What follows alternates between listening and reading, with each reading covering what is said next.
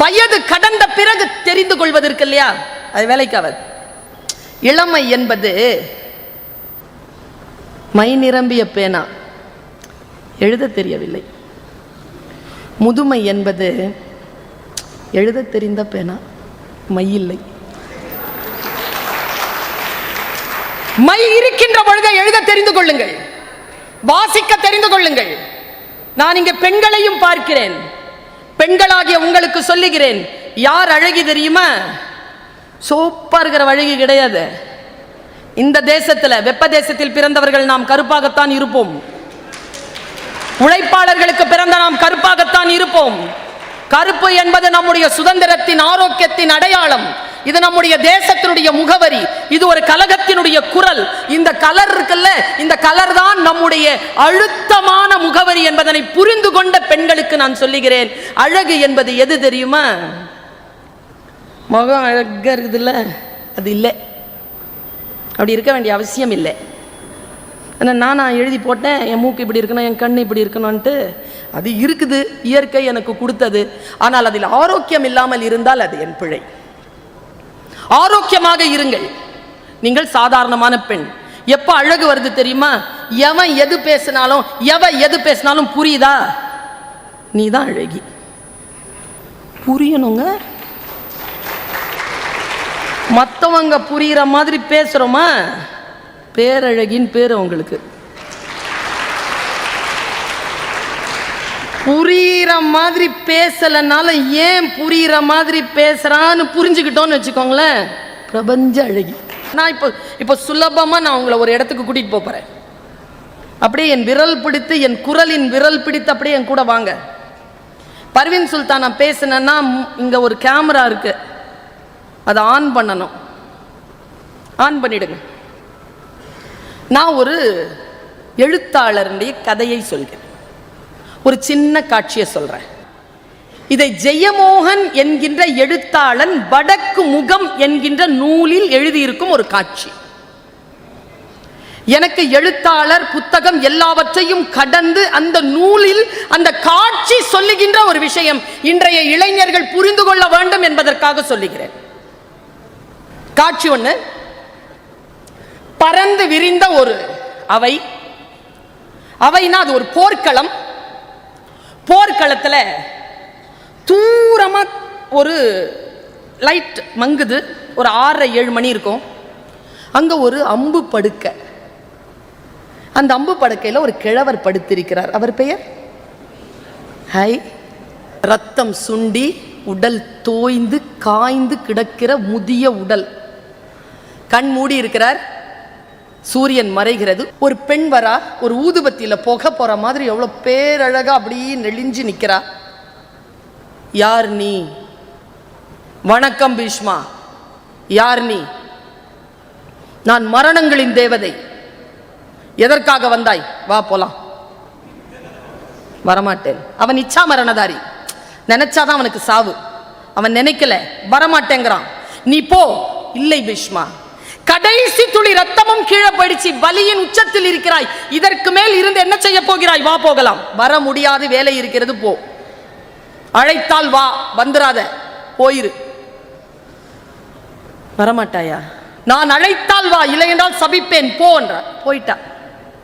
2 நிமிஷம் கூட ஆகல, மறுபடியும் சலசலன்னு சத்தம். கண்ணை திறந்து பார்த்தா ஒயிட் சாரி ப்ளூ கலர்ல மாறி இருக்கு. அவளே தான். நான் தான் போக சொன்னேன்ல, எங்க வந்த அப்படின்றார் பீஷ்மர். நான் தான் உன்னை இப்பொழுது வர வேண்டாம் என்று சொன்னேன். ஏன்? நான் இப்பொழுதுதானே பீஷ்மா வந்தேன். நீ யார்? நான் அம்புகளின் தேவதை. அம்புகளின் தேவதையா? ஏன் வந்தாய்? நீ இன்னும் சில நேரங்களில் மரணம் அடைந்து விடுவாய், எனக்கு தெரியும். உனக்கு நன்றி சொல்ல வந்தேன். சரி, நான் ஏன் நன்றி சொல்ல வந்தேன் என்று நீ என்னை கேட்கவில்லையே. ஏன்? நீ சுத்த வீரன். உன் அம்புகள் குறி தப்பியதில்லை. அம்புகள் போய் பகைவனுடைய நெஞ்சை பிளக்கின்ற பொழுது வருகின்ற முதல் துளி ரத்தம் எனக்கு பலன். நான் நிரம்ப பலனடைந்திருக்கிறேன். அதனால் உனக்கு நன்றி சொல்ல வந்தேன். உன் நன்றியை ஏற்றுக்கொண்டேன், போ. கிளுக்குன்னு சிரிக்கிறா. இதுதான் நமக்கு இன்னைக்கு செய்தி. இதுதான். கிளுக்குன்னு சிரிக்கிறா. என்ன? ஏய் பீஷ்மா, என்ன உன்னை எனக்கு தெரியும். சரி. உன் அம்புகளை எனக்கு தெரியும். சரி. உன் பகைவர்களை எனக்கு தெரியும். சரி. மீண்டும் ஒரு சிரிப்பு. ஏய் பீஷ்மனே, உன் நண்பர்களையும் எனக்கு தெரியும். அவன் அப்போதான் அலர்ட் ஆகிறார் பீஷ்மர். ஏய், யார் நீ? நில். நீ அம்புகளின் தேவதை கிடையாது. அம்புகளின் தேவதை என்றால் என்னை தெரிந்திருக்க வேண்டும், என் அம்புகளை தெரிந்திருக்க வேண்டும், என் பகைவர்களை தெரிந்திருக்க வேண்டும். உனக்கு எப்படி அடி என் நண்பர்களை தெரியும்? சிரித்துக் கொண்டே அவள் சொன்னாள். எத்தனை பேருக்கு புரிகிறது தெரியவில்லை. இந்த மூங்கில் காட்டில் எந்த மூங்கில் புல்லாங்குழலோ அதற்கு புரிந்து போகும். அவள் சொன்னாள், நண்பர்களுக்கு என்று தனியாக எடுத்து வைக்கப்படாத அம்புகள் இல்லாத அம்பரா துணி இந்த உலகத்தில் எங்கே இருக்கிறது? எல்லாருடைய அம்பு தூணிகளிலும் நண்பர்களுக்காகவும் தனியாக அம்பு இருக்கிறது என்பதனை புரிந்து கொண்டு என் தோழமைகளே, இளைஞர்களே, இந்த சமூகத்திலே களமாடுங்கள் நீங்கள். ஏனென்றால் இப்பொழுதுதான் முதல் தலைமுறையாக வந்து கொண்டிருக்கிறீர்கள். எந்த சிக்கலிலும் சதியிலும் சூழ்ச்சியிலும் மாட்டிக்கொள்ளாமல் இருக்க வேண்டும் என்றால் நாம் சில விஷயங்களை வாசித்து புரிந்து கொள்ளக்கூடிய விழிப்புணர்வை பெற வேண்டும். கவனம்.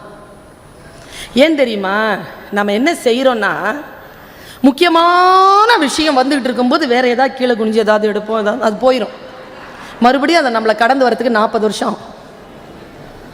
Stay alert, stay alert. விழிப்புணர்வோடு இருங்கள். இந்த வினாடியில் நம்ம எது கடந்து விடக்கூடாதோ அது கடந்து விடக்கூடாது. பொம்பளை பிள்ளைங்களை ஏன் தெரியுமாங்க படிக்க விடுறதில்லை? ஏன் தெரியுமா படிக்க விடுறதில்லை? ஏன்னு கேள்வி கேட்போங்க. என் பாட்டி எனக்கு ஒரு கதை சொன்னாங்க. காக்கா காக்கான்னு ஒரு காக்கா இருந்துச்சான். அந்த காக்காவுக்கு பசிச்சுதான். கவனமா கேளுங்க. காக்காவுக்கு பசிச்சுதான். பசிச்ச காக்கா படைய திருடிருச்சான். திருடின காக்கா கிளையில போய் உட்காந்துருச்சான். அங்க நரி வந்துதான். காக்கா காக்கா நீ அழகா இருக்கிற, நல்லா பாடுவியேன்னு சொல்லிச்சான். பொய் சொல்லிச்சான். காக்கா ஏமாந்துருச்சான். நரி ஏமாத்திருச்சான். காலங்காலமா சொல்றோமா இல்லையா? நான் எங்கள் அம்மம்மாட்ட கேட்டேன் ஒரு கேள்வி. 8 வயசு எனக்கு அப்போ. ஏன் அம்மம்மா? திருநெல்வேலிக்காரி எங்கள் அம்மா, காயல்பட்டணம். ஏன் அம்மம்மா? காக்கா திருடிச்சு, அதுக்கிட்ட வடைய நரி திருடிச்சு, காக்காவுக்கு தண்டனை கிடைச்சிருச்சு. ஓகே, காக்கா கிட்ட திருடிச்ச நரி அது என்ன ஆச்சுன்னு கேட்டேன். என் அம்மம்மா எனக்கு சொன்ன ஒரே வார்த்தை, ஏய் கேள்வி கேட்கப்படாது. ஏன்? பொம்பளை பிள்ளை கேள்வி கேட்கப்படாது. ஏன் அம்மம்மா சொன்னாங்க பாருங்க ஒரு பதில். 8 வயசுல பயந்து போனா இன்னும் தெரியல. கேள்வி கேட்டா கல்யாணம் ஆகாதுன்றுச்சு. அச்சுறுத்துகின்ற உலகம். எதிர்த்து கேள்வி கேட்கக்கூடிய பெண், புத்திசாலியான பெண். ஒருத்தர் வேலைக்கு ஏதோ ஒரு வந்து நின்னார். அக்கா கனிமழுக்கா நிற்கிறாங்க. யாருக்கு வேலைன்னா, என் மருமகனுக்கு. உன் பொண்ணுக்குன்னு வா, யோசிக்கலாம் போ. பெண் இருக்கா இல்லையா, பெண்ணை பலப்படுத்துவது, பெண்ணிற்கான அறிவை பலப்படுத்துவது. நல்லா தெரிஞ்சுக்கோங்க. எந்த சமூகத்தில் பெண் கல்வி கற்றிருக்கிறாளோ அந்த சமூகம் மிகப்பெரிய வளர்ச்சியையும் ஏற்றத்தையும் காணும். வன்முறை இல்லாத சமூகமாக அது உருவாவதற்கு அந்த சமூகத்தில் பெண்ணுக்கு கல்வி அளிக்கப்பட வேண்டும். கல்வி இல்லாத நிலம் களர் நிலம் என்கிறார் பாவேந்தர் பாரதிதாசனார். அங்கே புல் விளையலாம், நல்ல புதல்வர்கள் விளைவதில்லை என்கிறார். கல்வி கற்பது ஏன், எதற்கு என்கின்ற கேள்வியை எழுப்பக்கூடிய ஒரு ஆற்றல். எனக்கு இதுதான் வாசிக்கணும், இது வாசிக்க கூடாதுங்கிற எல்லை கிடையாது. அந்த எல்லைகளை கடந்தவள் நான். என்னுடைய தகப்பனார் வாரந்தோறும் என் தாய்க்கு கொடுக்கிற கரிசோருக்கான பணத்தை ஒரு வாரம் தராமல் என் தகப்பன் எனக்கு வாங்கி கொடுத்த புத்தகம் திருமந்திரம். எங்க அப்பாக்கு அது என்னன்னே தெரியாது. 50 ரூபாய் இந்தா பெரிய புக்குன்ட்டு வாங்கிட்டு வந்து கொடுத்தார். இன்றும் வைத்திருக்கிறேன். திருமந்திரம். பைபிளை நான் வாசிக்கிறேன், தேவார திருவாசகங்களை வாசிக்கிறேன், திருக்குறளை வாசிக்கிறேன். சங்க இலக்கியங்களை வாசிக்கிறேன், காப்பியங்களை வாசிக்கிறேன். வாசித்து தெளிந்ததற்கு பிறகுதான் எனக்குள்ளாக இருக்கக்கூடிய ஒரு அரசியல் தெளிவு எனக்கு ஏற்படுகிறது. இது சரி சரி. நான் உங்க எல்லாரும் கேட்கிறேன், இந்த பெண்களுக்கு கேட்கிறேன், ஒரு புத்தகம் கீழே கிடக்குதுப்பா, உங்க காலில் பட்டுருச்சு, என்ன பண்ணுவீங்க? தொட்டு கும்பிடுவீங்களா? படிச்சுட்டோன்னு வச்சுக்கோங்களேன், சில புத்தகத்தை காலில் போட்டு மிதிச்சு கிழிச்சு நெருப்பில் போடலான்ற புக்கெல்லாம் இருக்குது. படித்தாதான் தெரியுது. நான் இப்படி சொல்கிறேனே, கோச்சிக்காதீங்க யாரும். இப்போ அரபியில் இல்லை சமஸ்கிருதத்தில் ரெண்டுத்துலேயும் வந்திருக்கிறது என்ன? வேத நூல்களும் சாமி நூல் தானே. அந்த ரெண்டு மொழியிலையும் நமக்கு தெரியும். மற்ற நூல்கள் வந்திருக்கலாம், நமக்கு தெரிஞ்சது தானே. உபனிஷதங்கள், வேதங்கள், குரான், இப்படி தானே. இப்போ நான் சொல்கிறேன், ஒரு கெட்ட வார்த்தை சமஸ்கிருதத்தில் எழுதுகிறேன், ஒரு கெட்ட வார்த்தையை அரபியில் எழுதுகிறேன், கீழே போட்டேன், உங்கள் கால் பற்றுச்சு, என்ன பண்ணுவீங்கோ?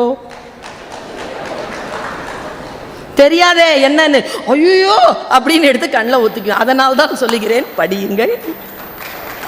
படித்தால் தெரிந்து போகிறது எது பின்பற்ற வேண்டியது, எது பின்பற்ற கூடாதது என்பது படித்தால் தான் இங்க தெரியுது. விஷயம் முக்கியம். பேரறிஞர் அண்ணா சொன்னார், மாற்றான் தோட்டத்து மல்லிகைக்கும் உஷாரா இருங்க, புத்திசாலியா இருங்க. சரியா? அதனால அங்கேயே சுத்திட்டு இருக்கப்படாது.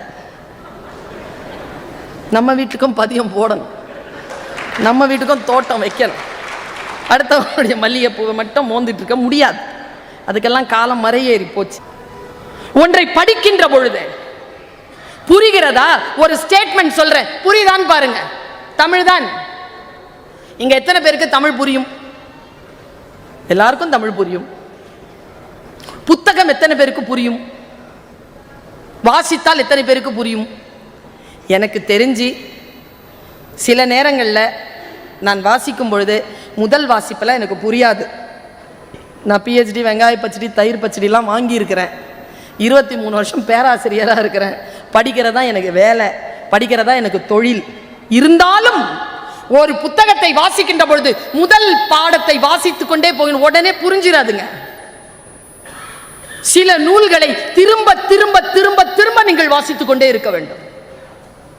2500 வருஷத்துக்கு முன்னால் எழுதிட்டாரு தாத்தா, திருக்குறள் புரிஞ்சிருச்சா?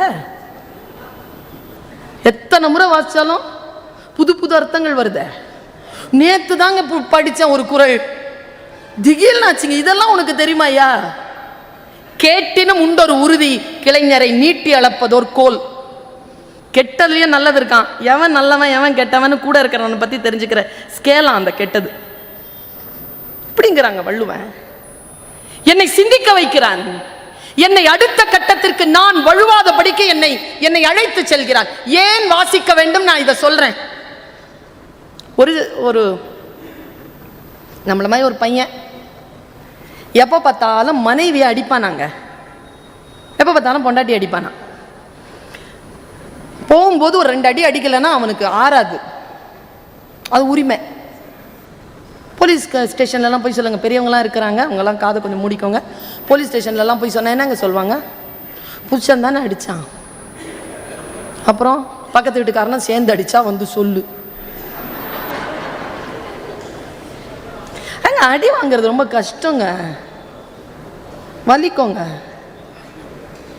லிடியா காட்சா சொல்லுகிறாள், வன்முறை தீங்கானது, அது என்னை துன்புறுத்துகிறது, அது என்னை அழ வைக்கிறதும்பாங்க. அவ எத்தனை பேருக்கு இங்க புரியுது? ஏன் படிக்கணும்னு சொல்றேன். இப்போ அந்த பொண்டாட்டி அடிச்சுக்கிட்டே இருப்பார்ல, அவர் எப்பவுமே நைட் ஷோ பார்ப்பாரு, படம். அவர் நைட் ஷோக்கு போயிருக்கிறாரு. போகும்போது சைக்கிள், அப்போ பழைய கதை இது, அப்போ டைலமா இருக்குல்ல, அது இல்லை. போலீஸ் வந்து பிடிச்சிட்டு போயிடுச்சு. சைக்கிளை உடச்சி ஆளை வச்சு அடிச்சிருக்குது. எங்க இருந்தா வந்த? அவன் குடிச்சிட்டு சினிமா டிக்கெட்டை தொலைச்சிட்டான். எங்கடா போன? திருட போனியான்னு அடிச்சிருக்குது. 4:30 மணிக்கு இல்லை, இவன் ஒத்துக்கிட்டு வரமாட்டான்றதுனால விட்டுருச்சு. உடஞ்ச சைக்கிளை உருட்டிக்கிட்டு வீட்டுக்கு வந்தால் அந்த அம்மா ஓன்னு அழுது வெந்நீர் வச்சு உடம்புக்கு ஊற்றி அந்த பத்தெல்லாம் போட்டு கஞ்சி காய்ச்சி குடிச்சு படுக்க வச்சிருச்சு. அடுத்த நாள்ல இருந்து அந்த ஆள் பொண்டாட்டி அடிக்கிறத விட்டுட்டான். ஏன்னா காரணமே இல்லாம அடி வாங்குறதுனா அது எப்படி வலிக்கும்ங்கிறது அவனுக்கு தெரிஞ்சு போச்சு. இப்படி ஒரு சிறுகதை இதை படிச்சான்னு வச்சுக்கோங்களேன், போலீஸ்ல மாட்டிக்காமலேயே பொண்டாட்டி அடிக்கிறது விடுவானா இல்லையா? அதுக்கு தான் படிக்கணும். சில அனுபவங்கள் என்பது நாம பெறுவது என்பது இல்லை. எழுத்தாளர்களுடைய அனுபவங்களுக்குள் சென்று நாம் அப்படி ஒரு பக்கமாக சேர்ந்து வருகின்ற பொழுது, நெல்சன் மண்டேலான்னு ஒரு சின்ன புக்கு படிச்சுட்டு இருக்கிறேங்க. இப்போ என்னங்க அது, என்ன வாழ்க்கை அது? அவருடைய வாழ்க்கை பற்றி அந்த சின்ன புத்தகம் எத்தனையோ ஆண்டுகால வரலாறை நமக்கு சொல்லுகிறது. இப்ப சமீபத்தில் ஏன் படிக்க வேண்டும்னு சொல்ல வேற ப்ராஜெக்டா வேற கொடுத்துட்டாங்களா, சில விஷயங்களை படிக்க வேண்டியதா போச்சு. நான் படிச்சுட்டு வந்தால் தான் நாங்கள் சொல்ல முடியும். ஒரு சாதாரணமாக ஒரு குறிப்பு ஒன்று பார்த்தேன் ஒரு புக்கில். நம்பி கெடுவதுன்னு ஒரு வகைங்க, நம்பிக்கை இல்லாமல் வாழ்ந்துட்டு இருக்கிறது ஒரு வகைங்க. 2 வகை என்னன்னு சொல்லவா? கோழி இருக்குல்ல, கோழி, அதை வெட்டி குழம்பு வைக்கிறோமா இல்லையா, ஆனால் அதை நம்ம காலையே சுத்துதா இல்லையா, இது நம்பி கெடுவது. நம்பிக்கை இல்லாமல் வாழறது தெரியுமா? காக்கா. ஒரு நாளாவது அதை நம்ம பிடிக்கிறதுக்கு முயற்சி பண்ணியிருக்கோம், தொடுவோம், கிட்ட போகும்போதெல்லாம் அதை நம்மளை பிடிக்க வர மாதிரியே பயந்து ஓடும் தெரியுமா? இது சொல்லியிருந்ததுங்க அந்த செய்தி. ஆமாம்ல, நம்பி கெடுவது ஒன்று, நம்பிக்கையே இல்லாமல் வாழ்வது ஒன்று. கல்வி இருக்குல்ல, கல்வி ஏன் படி படி படின்னு சொல்றோம் தெரியுமா? பாரதியார் சொன்னார், காலை எழுந்தவுடன் படிப்பு, பின்பு அப்புறம் அதெல்லாம் இல்லை. பாரதிதாசன் சொல்லிட்டு போயிட்டார், காலையில் படி, கடும் பகல் படி, மாலை இரவு பொருள் படும்படி நூலை படி. மத்தியானம்லாம் தூங்காத, சாயந்தரம்லாம் விளையாட போவார். ஏன்னா அந்த டைமில் ஒருத்தன் படிச்சுட்டு என்னமோ ஒன்று ஆகிட்டு போயிட்டு இருக்கிறான். படி, காலையில் படி, கடும் பகல் படி, மாலை இரவு பொருள் படும் படி நூலை படி. தந்தை பெரியார் படிச்சாருங்க, அண்ணல் அம்பேத்கர் படிச்சார். நான் யாரை பார்த்தாலும் நான் கேட்கின்ற ஒரே கேள்வி என்ன தெரியும்? படித்தீர்களா? இந்த வாட்டி எந்த புக்கு படிச்சீங்க? என்னுடைய பை ரொம்ப வெயிட்டா இருக்கும், ஏன்னா ஏதாவது ஒரு புத்தகம் அதில் இருக்கும். ரோட் கிராஸ் பண்ணும்போது அம்மா புள்ளை என்னுடைய கையை பிடிச்சிப்பால, அல்லது புள்ள அம்மாவுடைய கையை பிடிச்சிக்கல, அப்படி நான் புத்தகத்தை கையில் பிடித்து கொண்டே போகிறேன். நிறைய விஷயங்கள் எனக்கு அந்த புத்தகங்கள் சொல்லித் தருகின்றன. எப்படி வாழ வேண்டும், எப்படி வாழக்கூடாது என்பதனை அந்த புத்தகம் எனக்கு சொல்லித் தருகிறது. நான் சிகரங்கள் நமக்காக ஒரு புத்தகம் படிச்சுட்டு இருந்தேன். அந்த புத்தகத்தில் ஒரு விஷயம், 4 பேர் மௌன விரதம் இருந்திருக்கான். 4 பேர் காலையில் 6 மணிலேருந்து சாயந்தரம் 6 மணி வரைக்கும் உட்காந்துட்டான். 5 நிமிஷம் இருக்குங்க. அது ஒருத்தன் சொன்னா, அப்பாடா 5 நிமிஷம் இருக்குடான்னு. பக்கத்தில் இருந்தவன் சொன்னானா, 5 நிமிஷம் தானடா இருந்துச்சு, ஏண்டா பேசுனேன்னு நானா. 3வது ஆள் இருக்கான்ல, டேய் அவன் தான் பேசினான், நீ ஏண்டா பேசுனேன்னு நானா. அவன் இந்த 4வது இருந்தான்ல, அப்பாடா நான் தான்டா பேசலன்னு நானா. கூடி கெடுறதுங்க இது, கூடி கெடுறது. நான் காலேஜில் வேலை செய்கிறேன்ல, என்கிட்ட சொல்லுவாங்க, என் பொண்ணுக்கு பொய் சொல்லவே தெரியாது. தெரியும், இந்த 4 பேரோட சேர்ந்து தான் என் பிள்ளை கெட்டு போகுது. 4 பேருக்கு லீடரே அதுதான். எனக்கு தெரியுங்க. அது பல நேரங்களில் நாம் பக்கத்தில் இருக்கின்றவர்களுடைய இன்ஃப்ளூயன்ஸ், நம்ம இன்ஃப்ளூயன்ஸ்குள்ள போறோம். முதல்ல ஒரு விஷயம் இருந்தது, நீ படிக்கும் புத்தகத்தை பற்றி சொல், நான் உன்னை பற்றி சொல்கிறேன். சொன்னாங்களா இல்லையா? நாம் என்ன புத்தகத்தை பற்றி படித்துக் கொண்டிருக்கிறோம் இன்னைக்கு? அந்த புத்தகத்தை இன்னைக்கு நம்மளால சொல்ல முடியுமா? எந்த நூலை படிக்கிறோம்? நாம் புத்தகங்கள் வாங்கினாலும் பரிசளிப்பதற்காக வாங்குகிறோம், இல்லை என்றால் பிள்ளைகள் தலையில் திணிப்பதற்காக வாங்குகிறோம். பேசிக்கா சில விஷயங்கள், சில நூல்கள் நம் வீடுகளில் இருக்க வேண்டும். அந்த நூல்களை கண்டிப்பா வீட்டில் வச்சிட்டுருங்க. நான் துணிச்சலா சொல்றேங்க, குர்ஆன் இல்லாத முஸ்லிம் வீடுகள் கிடையாது, பைபிள் இல்லாத கிறிஸ்துவ வீடுகள் கிடையாது. ஏதோ கந்த சஷ்டி கவசமாவது இருக்கோங்க இந்துக்கள் வீட்டில், ஆனால் திருக்குறள் இல்லாத தமிழர்கள் வீடு உண்டு. திருக்குறள் வீட்டில் இருக்க வேண்டிய ஒரு நூல். புரியலன்னா பரவாயில்லைங்க, படிங்களேன், 4 வாட்டி படிச்சா புரிஞ்சிடும். செய்ய அல்லது செய்ய கெடும். எது செய்ய வேண்டுமோ அதை செய்யாவிட்டாலும் கெடும் என்கிறதுங்க குறள். சும்மா போ போகின்ற பொழுது, போய்கொண்டே இருக்கின்ற பொழுது சில வாசிப்புகள், சில தெரிப்புகள் நம்முடைய வாழ்க்கையை மாற்றி போடும். ஆன்மீகத்திற்கும் மதத்திற்கும் ஒரு விளக்கம் எழுதியிருந்தான் ஒரு புக்ல. எனக்கு இதுவரைக்கும் தெரியல. நான் மதவாதி கிடையாது, ஆனால் கடவுள் மீது நம்பிக்கை கொண்டவள். நான் ஜாதிகள் மீது எனக்கு நம்பிக்கை கிடையாது. அதுதான் திராவிட சிந்தனை என்று நம்புகின்றவள் நான். ஆன்மீகத்திற்கும் மதத்திற்கும் ஒரு வித்தியாசம் இருக்கிறதா சொன்னாங்க ஒருத்தன். ஆன்மீகம் என்பது கடவுள் நம்மை பார்த்து கொண்டிருக்கிறார், அவரிடத்தில் நாம் சரணடைவோம் என்று சொல்லுவது ஆன்மீகம். நான் தான் கடவுளை பார்த்து கொள்ள வேண்டும் என்பது மதம். மதத்திற்கும் ஆன்மீகத்துக்கும் இதாங்க வித்தியாசம். நான் தான் அதை காப்பாத்துறேன்னு சொல்றான் பாருங்க, அவன் மதவாதி. கடவுள் என்னை காப்பாற்றுவார் சொன்னா அவன் ஆன்மீகவாதி. பகுத்தறிவுக்கும் அதுக்கு எதிரான சிந்தனைக்கு ஒரு வித்தியாசத்தை சொன்னாருங்க ஒரு புக்ல ஒருத்தர். இதுவரைக்கும் நான் அந்த மாதிரி கேள்விப்பட்டதே இல்லைங்க. ஆனால் நான் கன்வின்ஸ் ஆனேன். இப்போ ஒருத்தர் பையன் ஸ்கூட்டர்ல வந்தான், கீழே விழுந்துட்டான், அடிபட்டுருச்சு. பகுத்தறிவுவாதி என்ன பண்ணுவான்னா உடனே 108க்கு ஃபோன் பண்ணி ஃபர்ஸ்ட் எய்ட் பண்ணுவான். பகுத்தறிவுக்கு எதிரான சிந்தனை கொண்டவன் என்ன தெரியுமா செய்வான்? அச்சோ விழுந்துட்டியா, பார்த்து வரக்கூடாதா என்று பேசுவான். பகுத்தறிவு என்பதற்கும் பகுத்தறிவிற்கு எதிரான சிந்தனை என்பதற்கான வித்தியாசம் இதுதான். நாம் இவர்களை அடையாளம் காண வேண்டும். இந்த உலகத்திலேயே ஒரு பையனுக்கோ பொண்ணுக்கோ நீங்க கொடுக்க வேண்டிய ஆகப்பெரிய தண்டனை என்ன தெரியுமா? கண்ணை மூடிட்டு 3 நிமிஷம் உட்கார்ன்னு சொல்லுங்க, பின்னி எடுத்துரும் உங்களுக்கு. அதான் இந்த ஒரு கொள்ளிக்கட்டையை கையில வச்சுக்கிட்டே சுத்துறோம். இது நமக்கு நாமே வச்சுக்கிற தீ. முதல்லலாம் போன் வந்தா வீட்டுக்குள்ள ஓடுவோம்.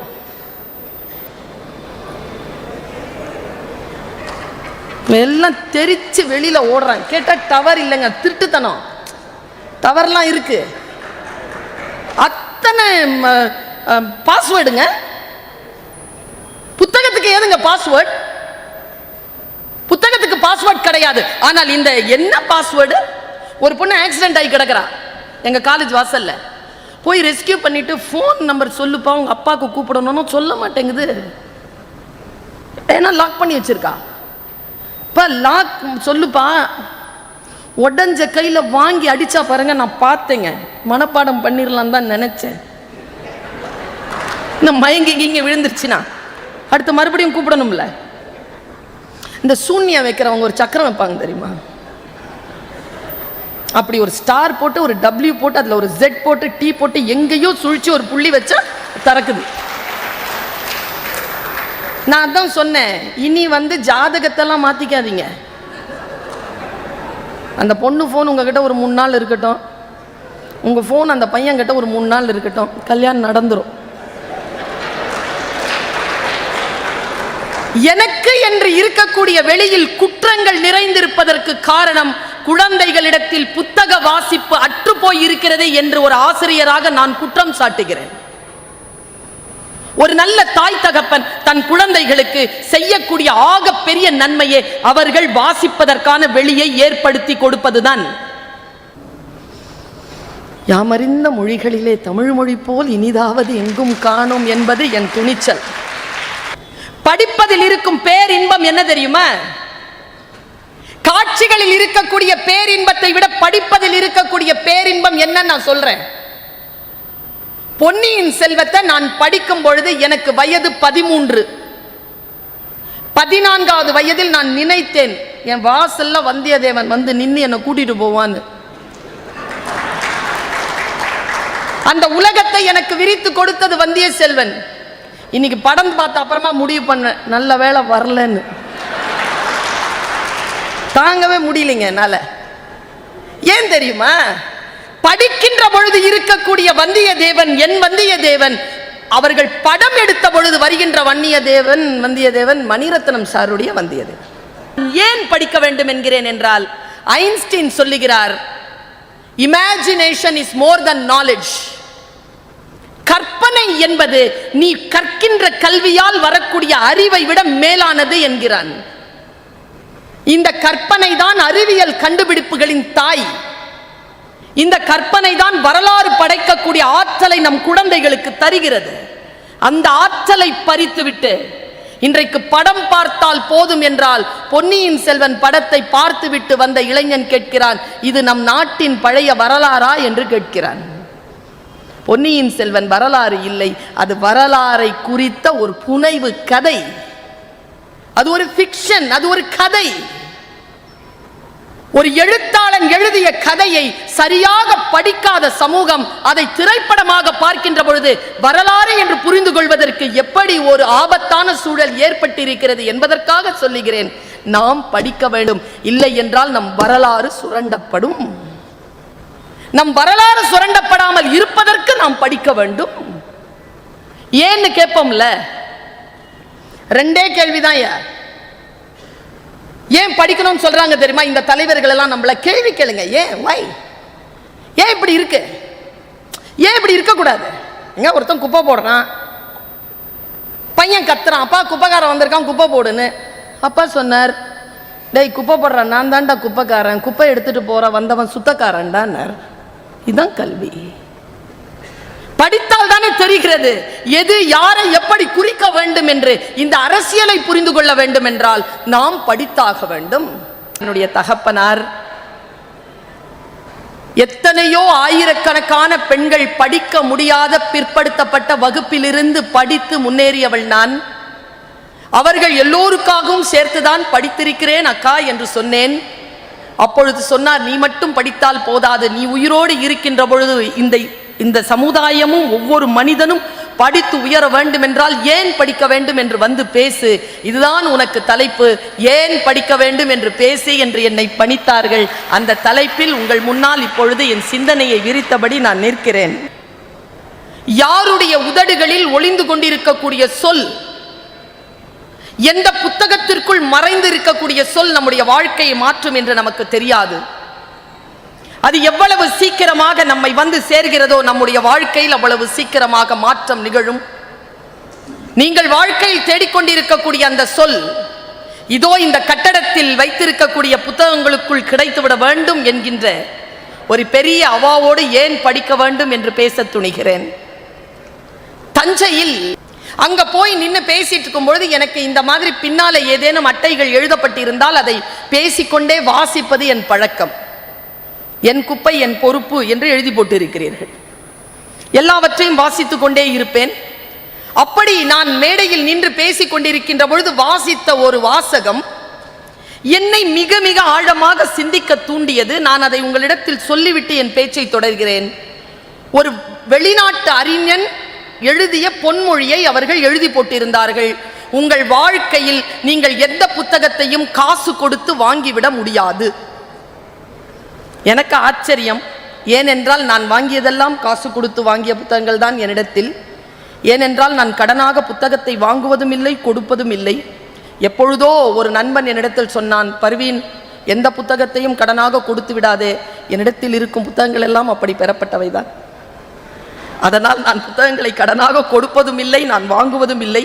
நான் காசு கொடுத்துதான் புத்தகங்களை வாங்குவேன். ஆனால் அந்த பேரறிஞர் சொல்கிறார், நீ எந்த புத்தகத்தையும் இதுவரைக்கும் காசு கொடுத்து வாங்கியதில்லை. பேசிக்கொண்டே அடுத்த வரியை படிக்கிறேன்.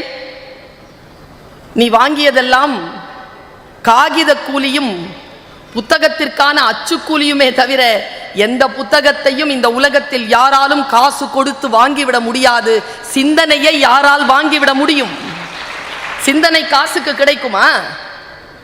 இதோ இங்கே கடை விரித்திருக்கிறார்கள். நான் 8ஆம் வகுப்பு படிக்கின்ற பொழுது வலம்புரி ஜான் அவர்கள் மேடையில் பேசிக் கொண்டிருக்கிறார்கள். அவருடைய சொல்லை கேட்டு மிக நுட்பமான முறையில் என்னுடைய மனம் புரண்டு படுத்தது. அவர் சொன்னார், புத்தகத்திற்கு தமிழன் நூல் என்று ஏன் பெயர் வைத்தான் தெரியுமா என்று அவர் பேசினார். வார்த்தை சித்தர் இல்லையா? ஊசியின் காதுகளில் நூல் நுழைந்தால் அது ஆடையின் கிழிசல்களை தைக்கும். நல்ல மனிதனின் துளைகள், காதுகள் என்கின்ற இந்த துளைகளில் நல்ல நூல்கள் நுழைந்தால் அது இதயத்தில் இருக்கக்கூடிய கிழிசல்களை தைக்க உதவும். அதனால் நூல் என்று பெயர் வைத்தான் தமிழன் என்று வலம்புரி ஜான் அவர்கள் சொன்னார்கள். நான் யோசித்து பார்க்கிறேன், படிக்கும் பழக்கம் குறைகிறது, புத்தகம் வாங்கும் பழக்கம் அதிகமாகிறது. தான் அமர்ந்திருக்கக்கூடிய அறையிலே புத்தகங்களை அடுக்கி வைத்திருப்பது என்பது இன்னைக்கு ஒரு ஸ்டைல். இப்போ இங்க தென்காசிக்கு போயிருந்தேன் பேசுறதுக்காக. நல்ல குற்றாலத்தில் நல்ல தண்ணி, சாயந்தரம் தான் மீட்டிங். காலைல போய் குளிச்சுட்டு வரலான்னு நாங்கெல்லாம் போனோம். ஒரு 4-5 இளைஞர்கள் தபதபன்னு ஓடி வந்தாங்க. தள்ளுங்க தள்ளுங்க தள்ளுங்க. நாங்கள் தள்ளிட்டோம். 4 பேரை சேர்ந்து செல்ஃபி எடுத்துக்கிட்டாங்க. குளிக்காம போயிட்டாங்க. எல்லாத்தையும் பதிவு பண்ணி என்ன பண்ண போறீங்க? சில விஷயங்கள் நமக்கும் அந்த பொழுதுக்குமானது. அதற்குள் நம்மை முழுமையாக கொடுக்கின்ற பொழுது நான் சொல்லுகிறேன், 2 விஷயங்கள் தான். ஒன்று விளையாட்டு, இன்னொன்று புத்தக வாசிப்பு. இந்த 2லும் தான் 100 விழுக்காடு உங்களுக்கும் அந்த துறைக்குமான தொடர்பிலே 100 விழுக்காடு நீங்கள் இருக்க முடியும் என்றால் அது புத்தக வாசிப்பும் விளையாட்டும் மட்டும்தான். இந்த 2 பொழுதுகளில் உங்களை நீங்கள் முழுமையாக ஈடுபடுத்திக் கொள்ள வேண்டும். யார் ஒருவருக்கு புத்தியும் உடலும் உறுதியாக இருக்கிறது என்றால் அவர்கள் அடுத்தவர்களுக்கு வழிகாட்டக்கூடிய வாழ்க்கையை விட்டுவிட்டு போவார்கள். பல நேரங்களில் நான் யோசித்து பார்க்கிறேன், நம்முடைய காலகட்டத்தில் புத்தக வாசிப்பின் பழக்கம் குறைந்து வருகிறது. இது பெரிய குற்றச்சாட்டு. ஆனால் மிக அற்புதமான ஆக்கங்கள் வந்து கொண்டிருக்கின்றன. இந்த மீட்டிங்கை நான் ஒரு ஊடகமாக பயன்படுத்தி கொண்டு ஒரு மிகப்பெரிய பேருண்மையை உங்களுக்கு சொல்லுகிறேன். நீங்கள் எந்த துறையை சார்ந்தவர்களாகவும் இருந்து கொள்ளுங்கள், நீங்கள் எந்த துறையை சார்ந்தவர்களாகவும் இருந்து கொள்ளுங்கள். நான் தமிழ் இலக்கியத்துறை சார்ந்தவள், ஆசிரிய பணி செய்யக்கூடியவள், மேடையில் பேசக்கூடிய துறையை தேர்ந்தெடுத்தவள். என்னை போல் நீங்கள் வேறு எத்தனை துறைகளை சார்ந்தவர்களாக இருந்து விட்டு போங்கள். ஆனால் உங்களிடத்தில் ஒரே ஒரு பழக்கம் மட்டும், புத்தகத்தை எடுத்து வாசிப்பதும் யாரேனும் எந்த மொழியை பேசினாலும் அதை கேட்பதற்குமான அந்த குணநலனை மட்டும் வளர்த்து கொண்டால் அந்த துறையில் நீங்கள் முதன்மையான மனிதராக வரலாம் என்பதனை மட்டும் ஒரு ஆசிரியராக நான் சொல்லுவதை எழுதி வைத்துக் கொள்ளுங்கள்.